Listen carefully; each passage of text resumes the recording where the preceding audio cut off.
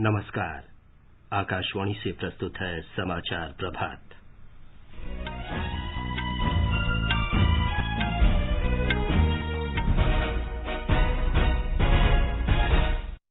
प्रधानमंत्री नरेंद्र मोदी आज सुबह पश्चिमी माल गलियारे के 306 किलोमीटर लंबे न्यू रेवाड़ी न्यू मदार खंड का उद्घाटन करेंगे। भारत और फ्रांस आज नई दिल्ली में वार्षिक कार्यनीतिक वार्ता करेंगे। केंद्र सरकार ने लद्दाख के विकास और भाषा तथा संस्कृति की रक्षा के लिए गृह राज्य मंत्री जी किशन रेड्डी की अध्यक्षता में एक समिति गठित करने का फैसला किया।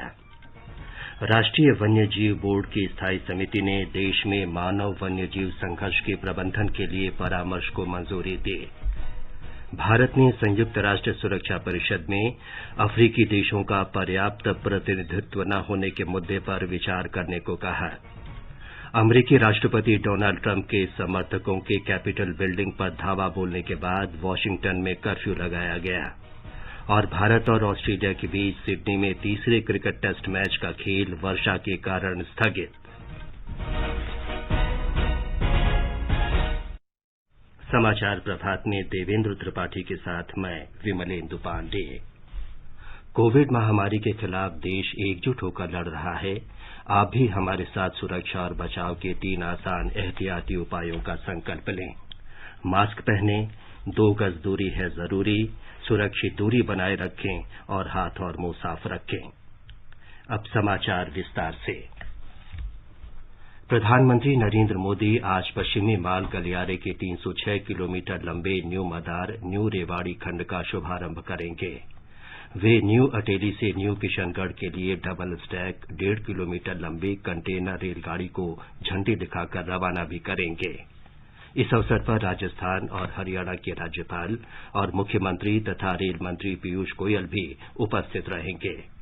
पश्चिमी विशेष मालवाहक गलियारे का न्यू रेवाड़ी न्यू मदार खंड हरियाणा और राजस्थान में आता है। इसमें 9 नवनिर्मित मालवाहक गलियारा स्टेशन हैं, जिनमें 3 junction station new Rewari, new Ateli और न्यू फुलेरा है। इस नए मालवाहक गलियारे पर रेलगाड़ियों की आवाजाही शुरू हो जाने से राजस्थान और हरियाणा के रेवाड़ी मानेसर, नारनौल, फुलेरा और राजस्थान के किशनगढ़ में मौजूद विभिन्न औद्योगिक इकाइयों को काफी फायदा होगा। इससे काठूवास में स्थित कॉनकॉर के कंटेनर डिपो का भी बेहतर इस्तेमाल हो सकेगा। इस गलियारे से गुजरात में स्थित कांडला, पीपावाव, मुंद्रा तथा दाहेज बंदरगाहों से सामान की ढुलाई भी आसान हो जाएगी। इस रेलखंड के शुरू हो जाने से देश के पश्चिमी और पूर्वी माल परिवहन गलियारे एक दूसरे से जुड़ जाएंगे। समाचार कक्ष से विजय लक्ष्मी कासोटिया। पिछले महीने की 29 तारीख को इस रेलखंड को देश को समर्पित करते हुए प्रधानमंत्री ने कहा था कि अब इन गलियारों पर मालगाड़ियों की गति और तेज हो जाएगी। मालगाड़ियों के लिए बनी इस प्रकार की विशेष सुविधाओं से एक तो भारत में यात्री ट्रेन की लेट लतीफी समस्या कम होगी। दूसरा ये कि इससे मालगाड़ी की स्पीड भी 3 गुना से ज्यादा हो जाएगी और मालगाड़ियां पहले से 2 गुना तक सामान की ढुलाई कर पाएगी। मालगाड़ियां जब समय पर पहुंचेगी तो हमारा लॉजिस्टिक नेटवर्क सस्ता होता जाएगा, जिसका हमारे निर्यात को लाभ होगा। यही नहीं, देश में उद्योग के लिए बेहतर माहौल बनेगा, ईज ऑफ डूइंग बिजनेस बढ़ेगी, निवेश के लिए भारत और आकर्षक बनेगा। देश में रोजगार के, स्वरोजगार के अनेक नए अवसर भी तैयार होंगे। प्रधानमंत्री नरेंद्र मोदी ने कल जर्मनी के चांसलर एंगेला मर्केल के साथ वीडियो कॉन्फ्रेंस के माध्यम से वैचारिक विमर्श किया। प्रधानमंत्री ने यूरोपीय और वैश्विक मंच पर स्थिर और मजबूत नेतृत्व प्रदान करने के लिए चांसलर मर्केल की लंबे समय से चली आ रही भूमिका की सराहना की। प्रधानमंत्री ने भारत जर्मनी कूटनीतिक साझेदारी के विकास के लिए भी उन्हें धन्यवाद दिया। दोनों नेताओं ने कोविड-19 महामारी, द्विपक्षीय संबंधों, क्षेत्रीय और वैश्विक विषयों तथा विशेष रूप से भारत यूरोपीय संघ संबंधों सहित पारस्परिक महत्व के प्रमुख विषयों पर चर्चा की। प्रधानमंत्री ने भारत में कोविड का टीका विकसित करने के संबंध में चांसलर मर्केल को जानकारी दी। उन्होंने चांसलर मर्केल से कहा कि विश्व के लाभ के लिए भारत अपनी क्षमताओं का लाभ देने के लिए प्रतिबद्ध है। प्रधानमंत्री मोदी ने अंतर्राष्ट्रीय सौर गठबंधन में शामिल होने के जर्मनी के निर्णय का स्वागत किया। उन्होंने आपदा रोधी मूल संरचना CDRI के लिए गठबंधन के अंतर्गत जर्मनी के साथ सहयोग को और मजबूत करने की इच्छा व्यक्त की। इस वर्ष भारत और जर्मनी के बीच द्विपक्षीय संबंधों की स्थापना की 70वीं वर्षगांठ और सामरिक भागीदारी की 20वीं वर्षगांठ है। दोनों नेताओं ने इस अवसर पर इसी वर्ष छठा अंतर सरकारी परामर्श आयोजित करने और एक महत्वाकांक्षी एजेंडा निर्धारित करने पर भी सहमति व्यक्त की। प्रधानमंत्री नरेंद्र मोदी की अध्यक्षता में केंद्रीय मंत्रिमंडल ने भारत और जापान के बीच सहयोग के समझौते पर हस्ताक्षर को मंजूरी दी है। ये समझौता विशिष्ट कुशल कामगारों से संबंधित समुचित संचालन प्रणाली के लिए भागीदारी की बुनियादी रूपरेखा तैयार करने के लिए किया गया है। इससे जापान में 14 निर्धारित क्षेत्रों में काम करने के लिए अपेक्षित कौशल और जापानी भाषा की परीक्षा में उत्तीर्ण भारतीय कामगारों को भेजने और स्वीकार करने के बारे में सहयोग के तौर तरीके तैयार किए जा सकेंगे। जापान सरकार भारत के इन कुशल कामगारों को विशिष्ट कुशल कामगार के रूप में निवासी का दर्जा प्रदान करेगी।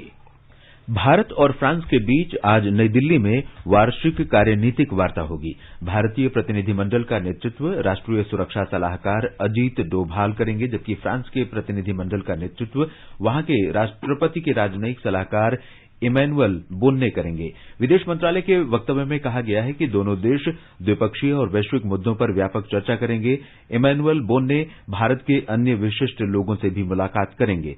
कार्यनीतिक वार्ता का पिछला दौर फरवरी में पेरिस में आयोजित किया गया था। केंद्रीय सामाजिक न्याय और अधिकारिता राज्य मंत्री रामदास आठवले ने कहा है कि प्रधानमंत्री नरेंद्र मोदी के नेतृत्व में एनडीए सरकार ने अगले 5 वर्षों के लिए अनुसूचित जाति के विद्यार्थियों को पोस्ट मैट्रिक छात्रवृत्ति के लिए 69,000 करोड़ रुपए आवंटित किए हैं। अहमदाबाद में कल संवाददाता सम्मेलन में उन्होंने कहा कि अगले 5 वर्षों में इस योजना के अंतर्गत उच्च शिक्षा और कौशल प्रशिक्षण के लिए अनुसूचित जाति के 1 करोड़ 30 लाख विद्यार्थी नामांकित किए जाएंगे। श्री आठवले ने कहा कि मोदी सरकार प्रतिवर्ष अनुसूचित जाति के उन 100 विद्यार्थियों को विदेशों में शिक्षा के लिए छात्रवृत्ति देने की योजना बना रही है जिनके परिवार की वार्षिक आय 8 लाख रुपए से कम है।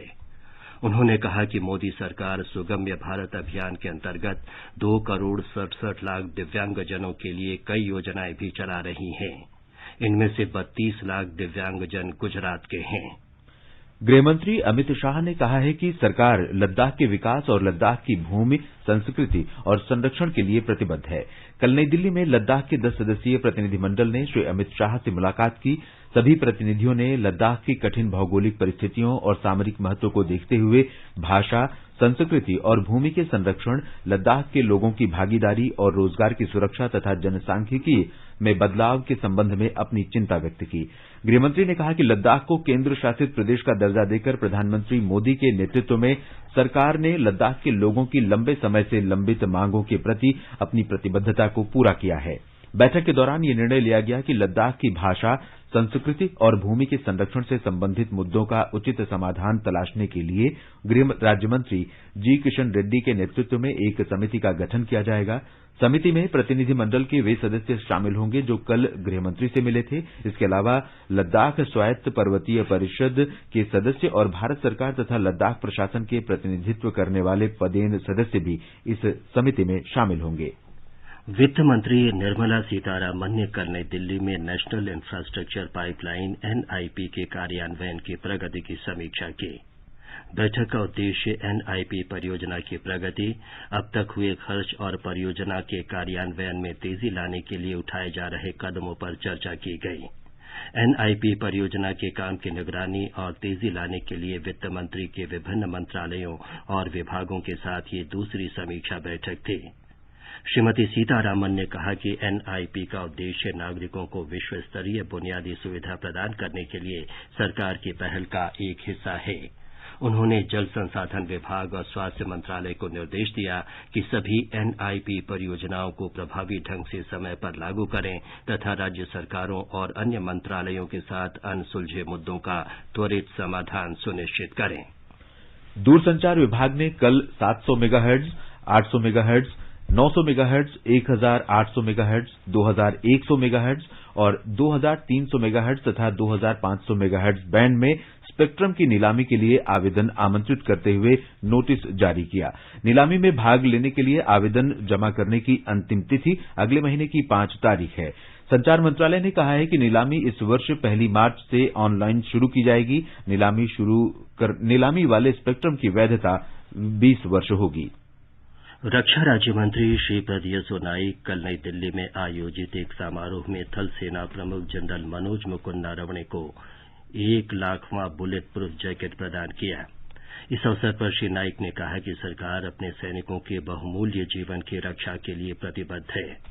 उन्होंने कहा कि प्रधानमंत्री नरेंद्र मोदी की सरकार सैनिकों की सुरक्षा को उच्च प्राथमिकता देती है। श्री नाइक ने आश्वासन दिया कि सरकार सभी सैनिकों को बेहतर हथियार और सुरक्षा उपकरण प्रदान करेगी और ऐसी आवश्यकताएं हमारी सरकार की प्राथमिकता में सबसे ऊपर रहेंगी। राष्ट्रीय वन्यजीव बोर्ड की स्थायी समिति ने देश में मानव वन्यजीव संघर्ष के प्रबंधन के लिए परामर्श को मंजूरी दे दी है। इसमें राज्यों और केंद्र शासित प्रदेशों के लिए ऐसे विशेष उपाय सुझाए गए हैं जिनसे मानव और वन्य जीवों के बीच संघर्ष की घटनाएं कम होंगी और विभागों के बीच समन्वय तथा प्रभावी कार्रवाई में तेजी आएगी। परामर्श में वन्यजीव सुरक्षा अधिनियम 1972 के अनुसार संकटग्रस्त वन्य जीवों से निपटने में ग्राम पंचायतों को मजबूत बनाने की परिकल्पना की गई है। मानव और वन्य जीव संघर्ष के कारण फसलों के नुकसान के लिए प्रधानमंत्री फसल बीमा योजना के तहत क्षतिपूर्ति और वन्य क्षेत्रों के भीतर चारे और पानी के स्रोतों को बढ़ाना कुछ महत्वपूर्ण कदम है। इसमें यह सुझाव दिया गया है कि संघर्ष की स्थिति में पीड़ित परिवार को अंतरिम राहत के रूप में अनुग्रह राशि के एक हिस्से का भुगतान किया जाए। बैठक के दौरान कुछ और निर्णय लिए गए जिनमें उत्तर प्रदेश के बलरामपुर जिले के कुछ गांवों में पानी की आपूर्ति और सिंचाई सुविधा बढ़ाने के लिए पुल और नहर का निर्माण तथा ठाणे जिले में नवी मुंबई के वाशी इलाके में एकीकृत बस टर्मिनल और वाणिज्यिक परिसर का निर्माण शामिल है। राष्ट्रीय वन्यजीव बोर्ड का गठन केंद्र सरकार द्वारा वन्यजीव संरक्षण अधिनियम 1972 की धारा 5A के तहत किया है। आगे बढ़ने से पहले एक नजर मुख्य समाचारों पर। प्रधानमंत्री नरेंद्र मोदी आज सुबह पश्चिमी माल गलियारे के 306 किलोमीटर लंबे न्यू रेवाड़ी न्यू मदार खंड का उद्घाटन करेंगे। भारत और फ्रांस आज नई दिल्ली में वार्षिक कार्यनीतिक वार्ता करेंगे। केंद्र सरकार ने लद्दाख के विकास और भाषा तथा संस्कृति की रक्षा के लिए गृह राज्य मंत्री जी किशन रेड्डी की अध्यक्षता में एक समिति गठित करने का फैसला किया। राष्ट्रीय वन्यजीव बोर्ड की स्थायी समिति ने देश में मानव वन्यजीव संघर्ष के प्रबंधन के लिए परामर्श को मंजूरी दी। भारत ने संयुक्त राष्ट्र सुरक्षा परिषद में अफ्रीकी देशों का पर्याप्त प्रतिनिधित्व न होने के मुद्दे पर विचार करने को कहा। अमरीकी राष्ट्रपति डोनाल्ड ट्रंप के समर्थकों के कैपिटल बिल्डिंग पर धावा बोलने के बाद वाशिंगटन में कर्फ्यू लगाया गया और भारत और ऑस्ट्रेलिया के बीच सिडनी में तीसरे क्रिकेट टेस्ट मैच का खेल वर्षा के कारण स्थगित। भारत ने कहा है कि संयुक्त राष्ट्र में स्थायी सदस्य के रूप में अफ्रीका के किसी देश का प्रतिनिधित्व न होने के मुद्दे पर संयुक्त राष्ट्र सुरक्षा परिषद में विचार किया जाना चाहिए। विदेश सचिव हर्षवर्धन श्रृंगला ने कहा है कि हालांकि सुरक्षा परिषद के आधे से अधिक मुद्दे अफ्रीका से संबंधित होते हैं, लेकिन अफ्रीका महाद्वीप का कोई भी स्थायी सदस्य नहीं है जिसके कारण उसके हितों के बारे में कोई आवाज नहीं उठा सकता। उन्होंने बताया कि विश्व की इस सबसे बड़ी संस्था को ये ऐतिहासिक विसंगति दूर करने की आवश्यकता है। श्री श्रृंगला कल रात संयुक्त राष्ट्र सुरक्षा में संवेदनशील मुद्दों पर शांति और सुरक्षा बनाए रखने की चुनौतियां विषय पर खुली बहस में बोल रहे थे। African countries continue to face complex challenges. The principal driving factors are chronic political instability, weak governance structures, institutional weaknesses, ethnic divisions, and the presence of terrorists and armed groups.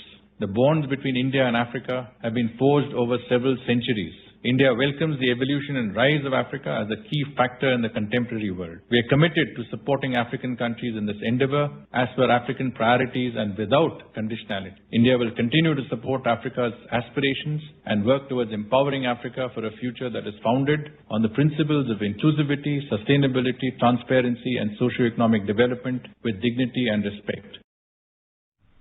America के राष्ट्रपति Donald Trump के समर्थकों ने कल रात capital building पर धावा बोल दिया। उसके बाद वाशिंगटन डीसी में कर्फ्यू लगा दिया गया है।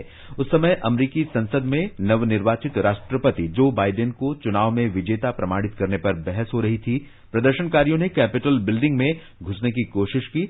ट्रंप ने अपने समर्थकों से हिंसा छोड़कर घर वापस जाने का आग्रह किया, लेकिन वे अमेरिकी राष्ट्रपति चुनाव में धांधली की बात बार बार दोहराते रहे। इससे पहले डेमोक्रेट ने जॉर्जिया में सीनेट की 2 सीटें जीत लीं, जिसके बाद सीनेट में उनका बहुमत हो गया। डेमोक्रेट राफेल वार्नॉक और जॉन ओसॉफ ने रिपब्लिकन को हराकर सीनेट की सीटें जीती हैं। पशुपालन और डेयरी विभाग ने कहा है कि अब तक बर्ड फ्लू के मामले राजस्थान, मध्य प्रदेश, हिमाचल प्रदेश और केरल में देखे गए हैं। राजस्थान और मध्य प्रदेश में कौवों की इस संक्रमण से मौत हुई है, जबकि हिमाचल प्रदेश में प्रवासी पक्षी और केरल में बतखें इसका शिकार बने। पशुपालन विभाग के सचिव अतुल चतुर्वेदी ने आकाशवाणी से विशेष बातचीत में कहा कि इस बात का कोई प्रमाण नहीं है कि स्वस्थ मुर्गियों के मांस और अंडों के इस्तेमाल से मनुष्यों में बर्ड फ्लू का खतरा है। मनुष्य में इस बीमारी फैलने की आज की तारीख में कोई भी रिपोर्ट नहीं है और मनुष्य में ये बीमारी फैलने की बहुत ही कम संभावना है, जो कि खाली उन मनुष्यों में फैल सकती है जो कि डायरेक्टली इन बर्ड्स को जाके हैंडल करेंगे। उसके अलावा इस तरह से भयभीत होने का कोई कारण नहीं है। जो लोग इन्फेक्टेड एरिया के आसपास रहते हैं वो ये सावधानी बरतें कि अपने घर के आसपास अगर कोई फार्म वगैरह है पोल्ट्री की या डक्स की, अगर उसमें अनयूजुअल डेथ जानकारी मिलती है तो फौरन वहां के जो अधिकारी हैं वेटनरी डिपार्टमेंट के उनको रिपोर्ट करें, जिससे कि उसकी टेस्ट और सैंपल लिए जा सकें और कंफर्मेशन अगर कोई जरूरत है या उसके बाद जो सावधानियां बरतनी है उसको लिया जा सके। पशुपालन और डेयरी विभाग में एक नियंत्रण कक्ष स्थापित किया गया है जो देश में बर्ड फ्लू की स्थिति पर निगाह रखेगा। विभाग के सचिव ने कहा कि प्रभावित जिलों में मुर्गी पालन फार्मों को विसंक्रमित करने और मृत पक्षियों को जमीन में ढकने के प्रबंध किए जा रहे हैं। सचिव ने बताया कि अब तक देश में इस फ्लू का किसी मनुष्य पर असर नहीं हुआ है। मध्य प्रदेश सरकार ने केरल और कुछ अन्य दक्षिणी राज्यों से पोल्ट्री की आपूर्ति पर प्रतिबंध लगाने का फैसला किया है। हमारी संवाददाता ने बताया है कि बर्ड फ्लू वायरस के फैलने पर निगरानी के लिए प्रत्येक जिले में नियंत्रण कक्ष बनाए गए हैं।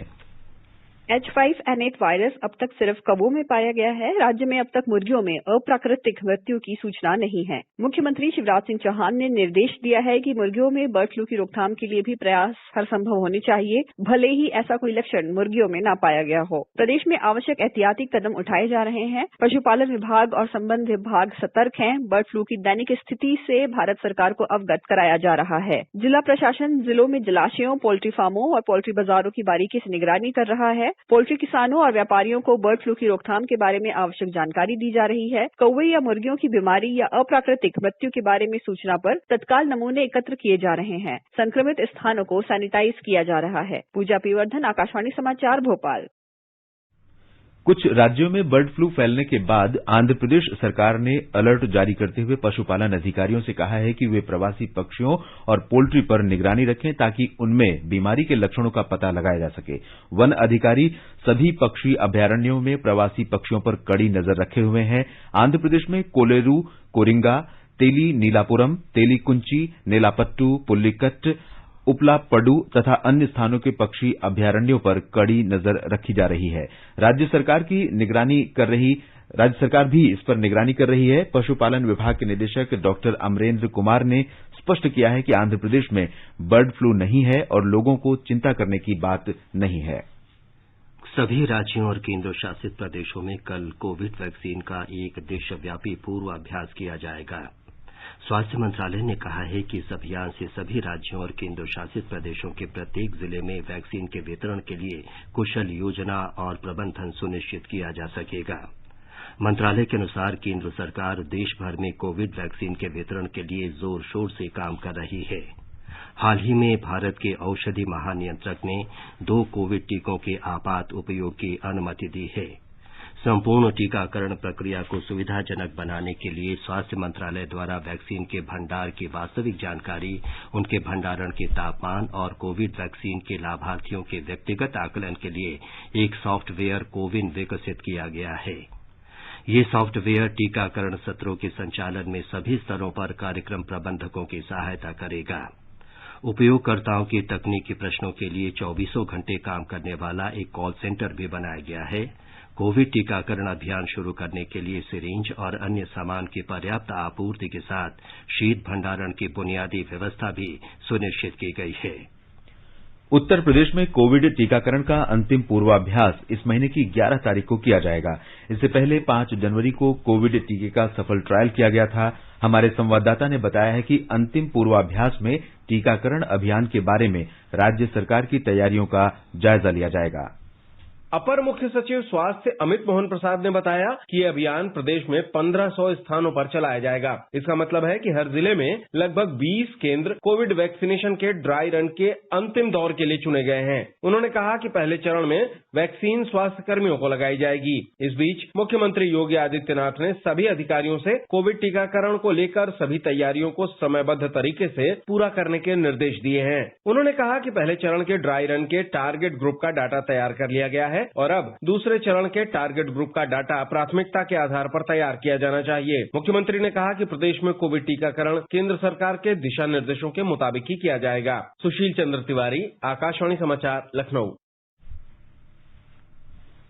बिहार में कोविड संक्रमण से अब तक 2,49,520 मरीज स्वस्थ हो चुके हैं। कोविड के उपचाराधीन मरीजों की संख्या में लगातार कमी आ रही है। इस समय 4,156 मरीजों का विभिन्न अस्पतालों में इलाज चल रहा है। पिछले 24 घंटों में 424 मरीज स्वस्थ हुए, जबकि 408 लोगों में कोविड संक्रमण की पुष्टि हुई। राज्य में कल 95,000 कोरोना जांच की गई। अब तक 1,88,00,000 से अधिक लोगों की कोरोना जांच की जा चुकी है। स्वास्थ्य मंत्री मंगल पांडे ने बताया कि केंद्र के निर्देशों के अनुसार कोविड-19 वैक्सीन का एक और पूर्वाभ्यास बिहार के सभी जिलों में कल किया जाएगा। पटना, जमुई और पश्चिम चंपारण जिलों के विभिन्न स्थानों पर पहला पूर्वाभ्यास 2 जनवरी को किया गया था। गुजरात में कोविड का संक्रमण निरंतर कम हो रहा है। राज्य में कुल 50,000 कोविड बिस्तरों में से 90% खाली हैं। राज्य की प्रमुख स्वास्थ्य सचिव डॉक्टर जयंती रवि ने कहा कि कोविड से स्वस्थ होने की दर 94.82% हो गई है। ब्यौरा हमारे संवाददाता से।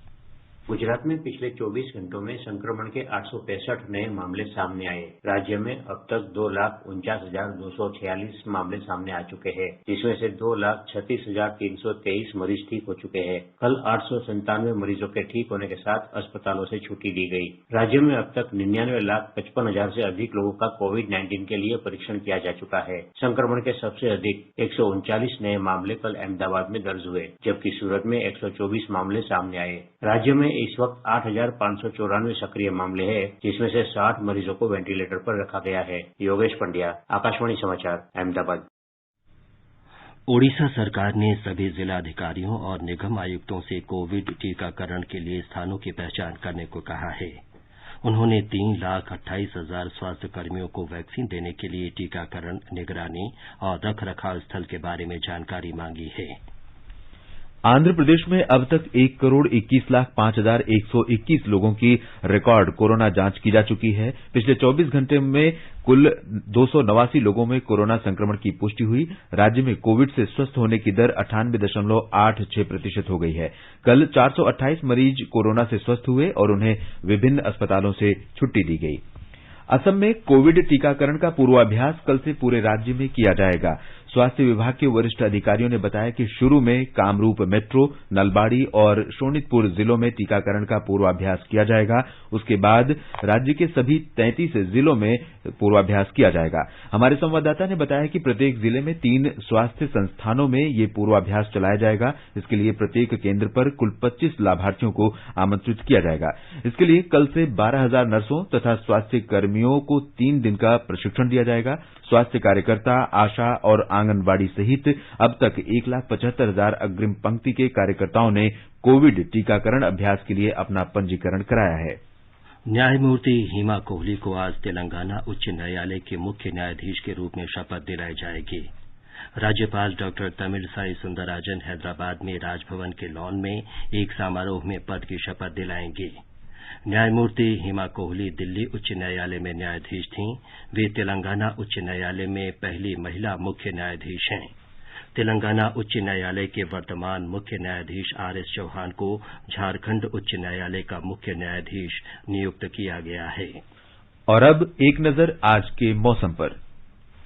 राष्ट्रीय राजधानी दिल्ली में न्यूनतम तापमान 10 डिग्री सेल्सियस दर्ज किया गया और अधिकतम तापमान 18 डिग्री सेल्सियस रहने का अनुमान है। मुंबई में बादल छाए रहेंगे, तापमान 22 डिग्री से 31 डिग्री सेल्सियस के बीच रह सकता है। चेन्नई में हल्की बारिश होने का अनुमान है, तापमान 24 से 30 डिग्री सेल्सियस के बीच रहेगा। कोलकाता में आसमान साफ रहेगा, न्यूनतम तापमान 17 डिग्री सेल्सियस दर्ज किया गया और अधिकतम तापमान 30 डिग्री सेल्सियस रहने के आसार हैं। श्रीनगर में दोपहर बाद या रात में बादल छाए रहेंगे, तापमान 0 से 1 डिग्री नीचे और 7 डिग्री सेल्सियस के बीच रहेगा। जम्मू में न्यूनतम तापमान 11 डिग्री सेल्सियस रहा, जबकि अधिकतम तापमान 21 डिग्री सेल्सियस रहने का अनुमान है। लेह में बादल छाए रहेंगे, न्यूनतम तापमान 0 से 10 डिग्री नीचे रहा, जबकि अधिकतम तापमान 0 से 1 डिग्री नीचे रहने की संभावना है। गिलगित में तापमान 0 से 2 डिग्री सेल्सियस नीचे और 8 डिग्री सेल्सियस के बीच रहने का अनुमान है। मुजफ्फराबाद में दोपहर बाद या रात में पूरी तरह बादल छाए रह सकते हैं, तापमान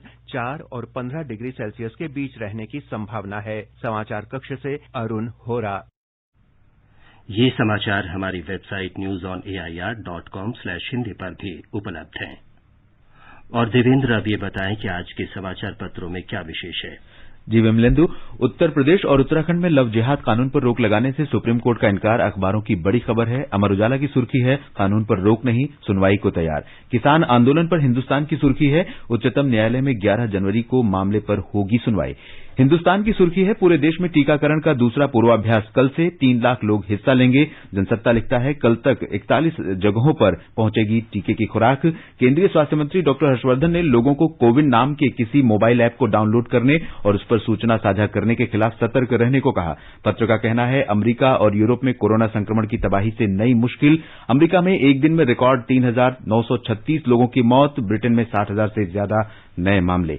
राजस्थान पत्रिका वैक्सीन वार शीर्षक से लिखता है, 4,165 अरब रुपए के सालाना बाजार पर कब्जे की होड़। सीरम की कोविशील्ड वैक्सीन को भारत समेत 4 देशों में मिल चुकी है मंजूरी। कोवैक्सीन को सिर्फ भारत में अनुमति, गरीब देशों में सबसे अधिक मांग। नवभारत टाइम्स की सुर्खी है, चीनी ऐप ने भारतीयों से ऐंठे हजारों करोड़ रुपए, चुटकियों में लोन बांटने वाले कई चीनी ऐप ने करीब 50 लाख भारतीयों को फंसाया। लोन के बहाने लाखों यूजर्स की निजी जानकारी भी ली गई। दैनिक जागरण लिखता है, अमेरिकी राष्ट्रपति ट्रंप ने चीन से जुड़े 8 ऐप से लेन देन पर लगाई रोक, ट्रंप ने भारत की कार्रवाई का दिया हवाला। दैनिक भास्कर व्हाट्सएप की नई चाल शीर्षक से लिखता है, आपकी हर जानकारी फेसबुक, इंस्टाग्राम से शेयर करेगा, लोकेशन भी ट्रैक करेगा, 8 फरवरी तक शर्तें नहीं मानी तो अकाउंट बंद कर देगा। अंत में मुख्य समाचार एक बार फिर। प्रधानमंत्री नरेंद्र मोदी आज सुबह पश्चिमी माल गलियारे के 306 किलोमीटर लंबे न्यू रेवाड़ी न्यू मदार खंड का उद्घाटन करेंगे। भारत और फ्रांस आज नई दिल्ली में वार्षिक कार्यनीतिक वार्ता करेंगे। केंद्र सरकार ने लद्दाख के विकास और भाषा तथा संस्कृति की रक्षा के लिए गृह राज्य मंत्री जी किशन रेड्डी की अध्यक्षता में एक समिति गठित करने का फैसला किया। राष्ट्रीय वन्य जीव बोर्ड की स्थायी समिति ने देश में मानव वन्य जीव संघर्ष के प्रबंधन के लिए परामर्श को मंजूरी दी। और भारत ने संयुक्त राष्ट्र सुरक्षा परिषद में अफ्रीकी देशों का पर्याप्त प्रतिनिधित्व न होने के मुद्दे पर विचार करने को कहा। और अमेरिकी राष्ट्रपति डोनाल्ड ट्रंप के समर्थकों के कैपिटल बिल्डिंग पर धावा बोलने के बाद वॉशिंगटन में कर्फ्यू लगाया गया। इसके साथ ही समाचार प्रभात का ये अंक समाप्त हुआ। नमस्कार।